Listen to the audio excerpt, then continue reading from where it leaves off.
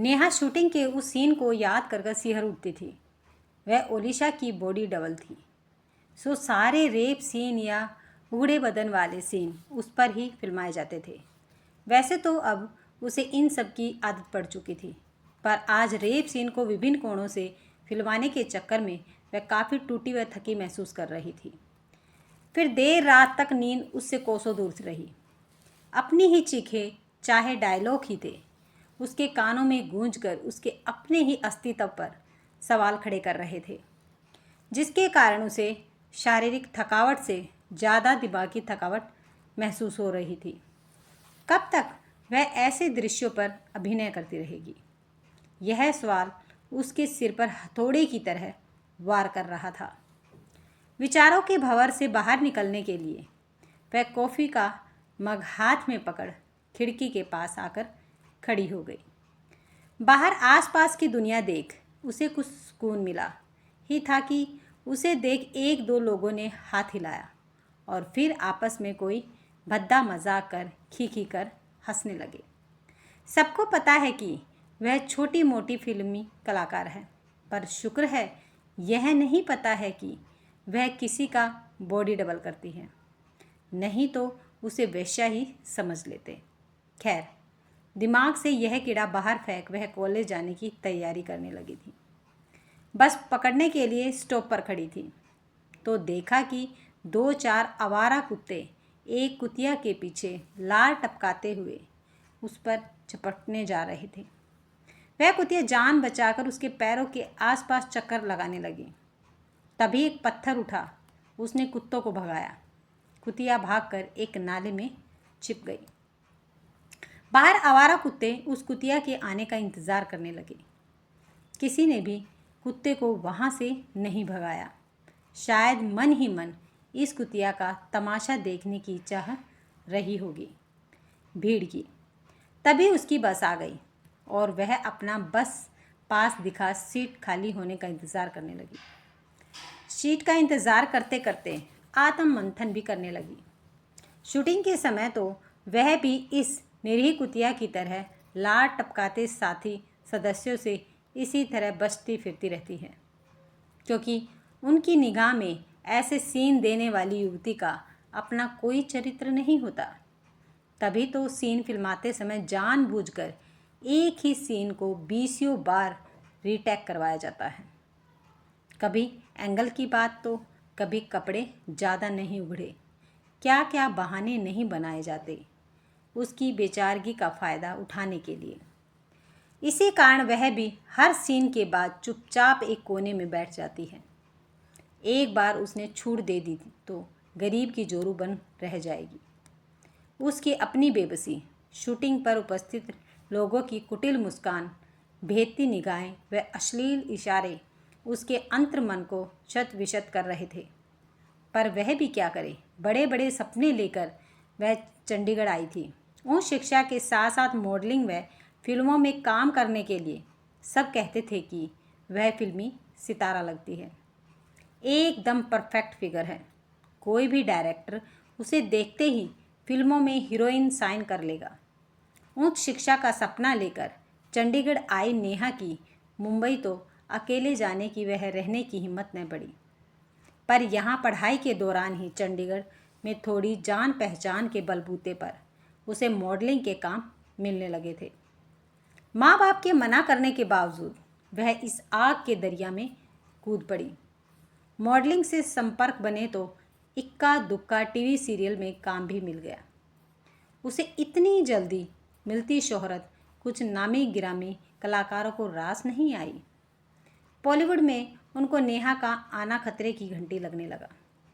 उन्होंने उसकी छोटी छोटी कमियों को बढ़ा चढ़ा कर दिखा। उसके यहाँ पैर ही न टिकने दिए। माँ बाप ने भी सहारा देने की जगह खरी खोटी सुना दी। वह तो भला हो उसके पत्रकार मित्र साहिल का, जिसने उसे फिल्मों में ओलिशा का बॉडी डबल बनने की सलाह दी और फिल्मों में काम दिलवा उसे आर्थिक व मानसिक संकट से उबार दिया। अब तो यही काम उसकी रोजी रोटी है।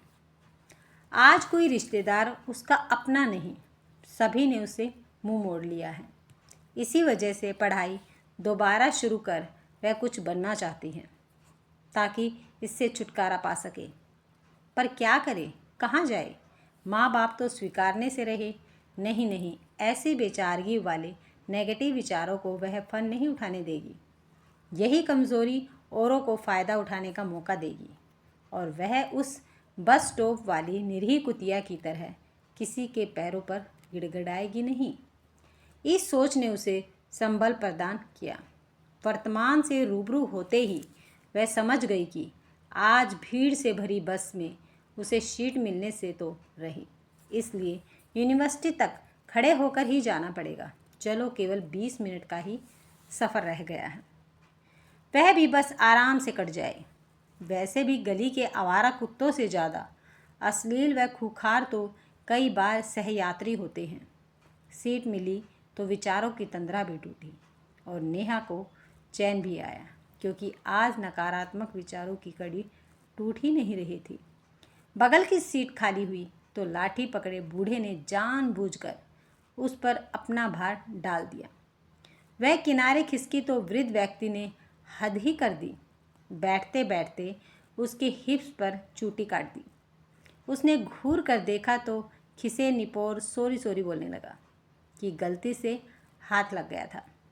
जैसे ही बस रुकी, सीट बदल ली, पर यह तो दिन की शुरुआत थी। तभी अचानक बस रुकी और पीछे खड़ा व्यक्ति उस पर झूल पड़ा। वह झटके से उस वृद्ध के ऊपर लुढ़क गया।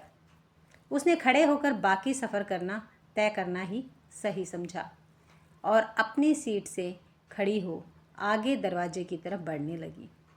अभी वह खड़ी ही हुई थी कि तभी उसे पीछे कुछ गड़ता सा महसूस हुआ। पीछे खड़ा 17-18 साल का भारी सा लड़का उसके साथ सट कर गंदी हरकत करने लगा था। उसने उसे धिक्कारते हुए लताड़ा तो खीसे निपोड़ते उसने नेहा पर कटास किया। इतनी ही नाजुक है तो अपनी सवारी में आया कर। वह मुंह फेर खड़ी हो गई। कौन इन कुत्तों के मुंह लगे?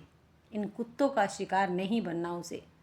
उसके जवाब न देने के कारण उस लड़के की हिम्मत बढ़ गई। वह कभी पीठ पर हाथ फेरता तो कभी उसके हिप्स पर। उसकी घुटन देख एक बुजुर्ग सरदार जी ने उसे अपनी सीट दे दी। वैसे तो उसका स्टॉप आने ही वाला था, फिर भी उसने बैठने में ही भलाई समझी और सिमट कर अपनी सीट पर बैठ गई।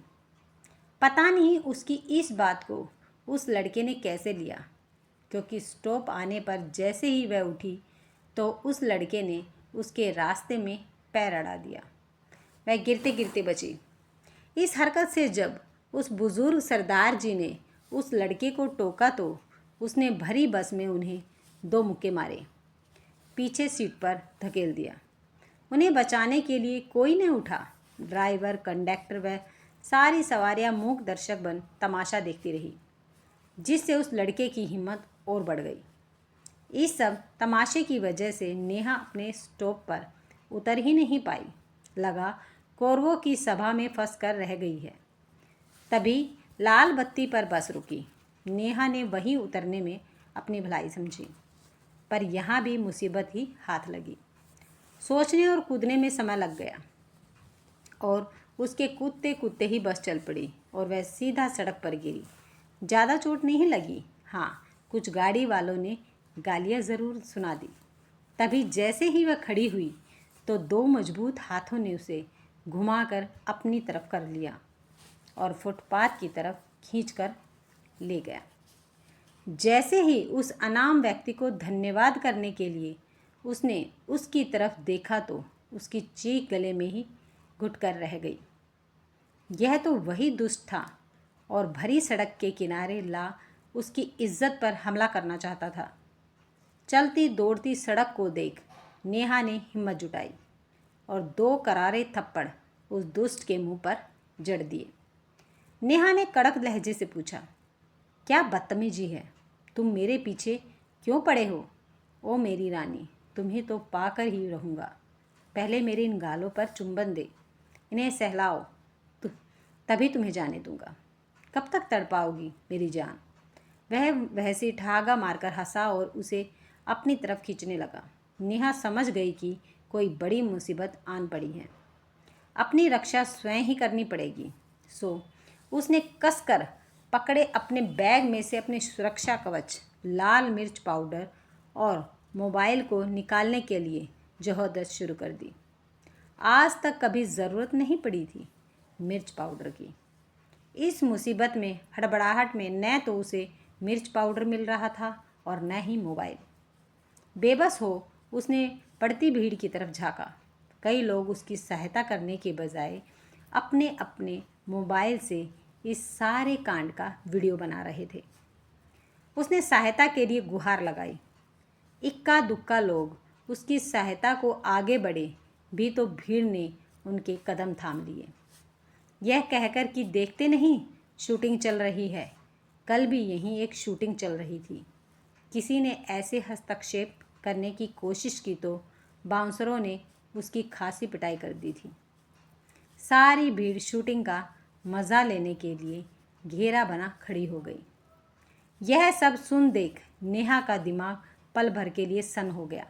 क्या करे, वहाँ कोई भी मौके की नज़ाकत नहीं समझ रहा था। लगता था सभी बहती गंगा में हाथ धोना चाहते थे। वैसे भी आजकल तो सज़ा बलात्कारी नहीं, बलात्कार होने वाली नारी को भुगतनी पड़ती है।